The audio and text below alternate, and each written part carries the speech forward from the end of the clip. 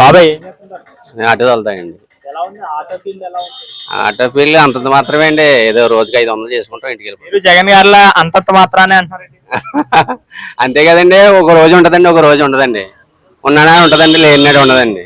జగన్ గారు ఏమో ఆటో వాళ్ళకి 10 వేసేయాలి వేస్తున్నా చెప్తున్నారు. ఆటో వాళ్ళకి 10 వేసేయాలి వేస్తున్నారు కానీ డీజిల్ రేటు పెరిగిపోయింది సార్. Diesel rate పెరిగిపోయిందండి.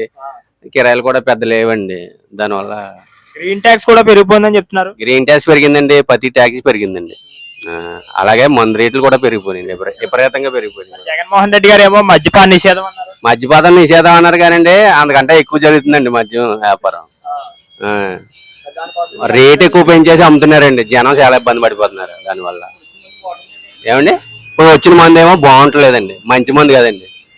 అతనేమో నేను మంచి మంచి బ్రాండ్లు తెప్పిస్తున్నాను, మంచి బ్రాండ్లు అంటున్నాను.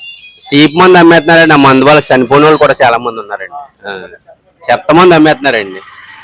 మందు క్వాలిటీ లేదండి, ఓ బ్రాండ్ లేదండి. వాళ్ళు ఏదో భూము రకరకాలు అమ్ముతున్నారండి. జ్యూస్ మీరు చేసేది ప్రతిదీ కూడా నీతే కానీ అవినీతి ఎక్కడా లేదని చెప్తున్నారు. అవినీతి అంటే మన అంత అలాంటి మనకు తెలియగానండి. మనకు తెలిసేంత వరకు అభివృద్ధి అయితే ఏం జరగలేదండి. ఈ బ్రాండ్ల వల్ల ఎలా ఉందంటారు? కుటుంబ పరిస్థితులు ఎలా ఉన్నాయండి? కుటుంబ పరిస్థితి అయితే అధికంగా దెబ్బతిన్నదండి. ఎందుకంటే చీప్ మందు అమ్మేస్తున్నారండి. మందు మంచిది కాదండి. దానివల్ల ఎంతో మంది చనిపోయారండి. దానివల్ల ఎంతో మంది చనిపోయారండి. మందు వల్ల కాలు చేతులు లాగేసి నరాలు పనిచేసి బుర్ర పాడైపోతుందండి కొంతమందికి. మెంటల్ వచ్చేస్తుందండి కొంతమందికి. అలాంటి పరిస్థితుల్లో యజమానులు కోల్పోతే ఎలా ఉండబోతుంది? యజమాని కోల్పోతే మరి ఇంట్లో భారమే కదండి. మరి అది ఎలా అధికంగా నష్టపోతున్నారండి ఆ మందు వల్ల. మరి క్వాలిటీ మందు ఉండేదండి, ఆ మందు లేదండి. ఇప్పుడు ఇదివరకేమో 2019లో వస్తే నేను మద్యపాన నిషేధం చేసేస్తానని చెప్పారు అన్నారు కానండి. కొంతవరకు చేశారు. మళ్ళీ మామూలుగా యథావిధిగా పెట్టేశారండి. పెట్టేసి రేట్లు అధికంగా పెంచేశారండి. పెంచేసి సామాన్యుడికి అందుబాటులో లేదండి మందు. అది కూడా ఇప్పుడేమో క్వార్టర్ ఇస్తారండి. అది కూడా టైం అటండి. 7 గంటల దాకా అమ్ముతున్నారండి. అక్కడ నుంచి క్లోజ్ చేస్తాను. జనం చాలా ఇబ్బంది పడుతున్నారండి. రేటుకి తగ్గ మందు రావట్లేదండి. తర్వాత ఇంకో విషయం అండి, ప్రతి ఒక్కడు ఆటో తోలుకునేవాడన్నా కూలి పని చేసుకునేవాడన్నా సాయంకాలానికి ఒక క్వార్టర్ తాగాలనుకుంటాడండి. అటువంటిది ఆడికి అందుబాటులో లేదండి మందు.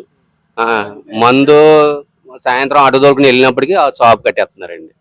అది కూడా బేగెళ్తే మనిషికి ఒక కాయ అంతేండి. మద్యపాన నిషేధం అని చెప్పి ఊళ్ళోనేమో సారా కొట్లు ఇవన్నీ ఉన్నాయి.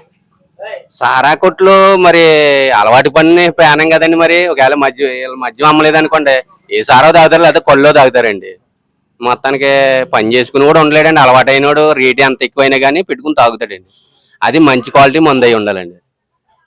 మీరు గవర్నమెంట్ అయితే చీప్ మందు అమ్ముతుందండి. చాలా ఇబ్బంది పడుతున్నారు జనం.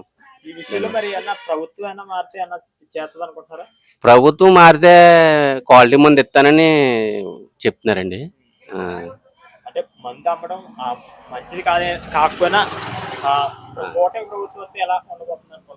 బ్రాండ్లు తీసుకొస్తానంటున్నారండి ప్రభుత్వం మారితేని. యథావిధిగా పాత బ్రాండ్లు ఏవైతే ఉన్నాయో ఆ బ్రాండ్లు మేము తీసుకొస్తాం, మంచి మందు అమ్ముతాం. ఇప్పుడు ఈ ప్రభుత్వం వచ్చిన తర్వాత చీప్ మందు అమ్మేసి ఎంతో మంది చనిపోరు ఆ మందు తాగడం వల్ల అని గత ప్రభుత్వాలు అంటున్నాయండి. కూటమి ప్రభుత్వంగా 3 ప్రభుత్వాలు కలిపి వస్తున్నాయండి. మీ అభిప్రాయం ఏంటంటారు?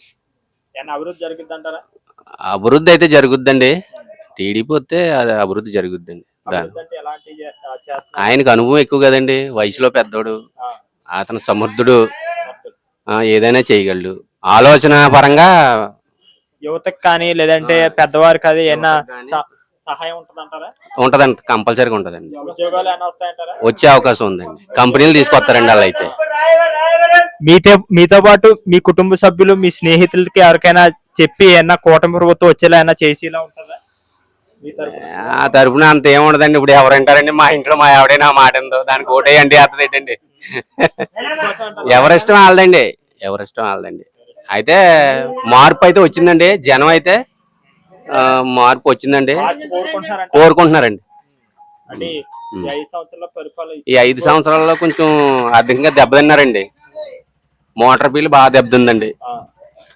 చాలా మంది వ్యవసాయం పని చేసే వాళ్ళు వలసపోతున్నారండి. ఇక్కడ ఉండలేదండి. హైదరాబాద్ పోయి బతుకుతున్నారండి ఇక్కడ బతకలేక. సంవత్సరం వచ్చులు ఎక్కువగా భారీగా పెరిగిపోయినాయండి. దానివల్ల హైదరాబాద్ పోయి బతుకుతున్నారండి. హైదరాబాద్, కోయిటా, అలా దుబాయ్ ఏదో పక్క పోయి పోతుందండి. ఇక్కడైతే బతుకు కష్టం అయిపోతుందండి. ఇప్పుడు ఇంకా రైట్ అండి, ముందులో 200 రూపాయలు కూడా అమ్మారండి నూనె ప్యాకెట్, ఆయిల్ ప్యాకెట్. ఇప్పుడు కొంచెం తగ్గించారు. ఇంకొకరి దగ్గర పని చేస్తున్నారండి. ఇక్కడ ఉండగా 3-4 లారీలు ఓనర్ కూడా ఈ 6 రోజులు ఒకరి దగ్గర డ్రైవర్ పని చేస్తున్నారండి. 4 లారీలు కూడా అమ్మేసుకుని అంత ఆర్థికంగా దెబ్బతినేశారండి. 20 సంవత్సరాలు వెనక్కి తీసిపోయాడండి ఇటు వచ్చి. మరి కూటమి ప్రభుత్వం వస్తే అన్న ఇలాంటి అన్ని అభివృద్ధి జరిగి ఇలాంటి మార్పులు అన్న జరుగుతాయంటారా? మార్పు అయితే వస్తుందండి, కంపల్సరీగా వస్తుందండి మార్పు. ఎందుకంటే అతను ఆలోచన పరంగా పెద్దోడు కాబట్టి అతను అభివృద్ధి చేస్తాడండి. వ్యవస్థలు తీసుకొస్తాడండి, కంపెనీలు వస్తాయండి, ఉద్యోగాలు వస్తాయి. దానివల్ల ఉపయోగం ఉంటుందండి. ఏండి యువత భవిష్యత్తు బాగుంటుందండి, కంపల్సరీగా బాగుంటుందండి.